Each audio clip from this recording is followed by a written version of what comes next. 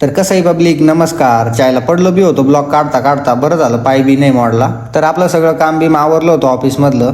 मस्तपैकी ऋषी शेट्टी तिकडं नांगरत होते. म्हटलं जाऊ काय चाललंय काय नाही, आपण बी थोडं नांगरू लागू म्हटलं त्यांना. मला तर स्वतःच लाज वाटू राहिली, कारण खूप दिवस झाले मी वावरात पण नाही गेलो. वावरात काय काम चालू आहे हेच माहित नाही, आणि माझं पण भरपूर काम चालू होतं, त्याच्यामुळे वावरात चक्कर मारायलाच टाइम नाही. ऋषीकडे बघून मलाच लय वाईट वाटलं, कारण भरपूर वेळेचा तो नांगरत होता. त्याला म्हटलं घरी जाऊन पाणी बिनी पिऊन ये, तोपर्यंत मी नांगरून घेतो. तुम्हाला ट्रॅक्टरचं सीट बघून हालत वाटली असेल ट्रॅक्टरची कशी आहे, पण ट्रॅक्टरचा नाद नाही करायचा. ट्रॅक्टरला ॲव्हरेज एवढं आहे आणि ताकद तर नाद नाही करायचा. तुम्ही कोणत्या बी ट्रॅक्टरला लावा, वाढणार म्हणजे वाढणार. ते म्हणतात ना, जुनं ते सोनं असतं, तसंच काहीतरी आहे. जरी नवीन ट्रॅक्टर घेतला ना, या ट्रॅक्टरला कधीच विकणार नाही, कारण ज्या वेळेस नवीन ट्रॅक्टरने साथ नाही दिली त्यावेळेस या ट्रॅक्टरने साथ दिलेली आहे. आता माझ्याबद्दल जर म्हणायचं गेलं तर मी जवळपास 7वी पासून ट्रॅक्टर चालवतोय. मस्तपैकी दमादमानं माझा नांगर चालू होता.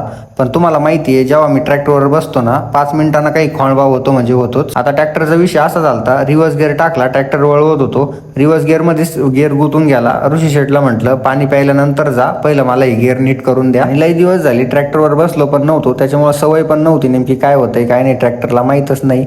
आता ऋषी शेटने डायरेक्ट गिअरच काढून घेतला आणि मग तो गिअर नीट केला आणि मग परत तो गिअर बसवला. सर 5 मिनिटाचं काम होतं, पण माझे आखे हात काळे करून गेलं. तसं बी शेतकऱ्याचे हात काळे कुठं नसतात.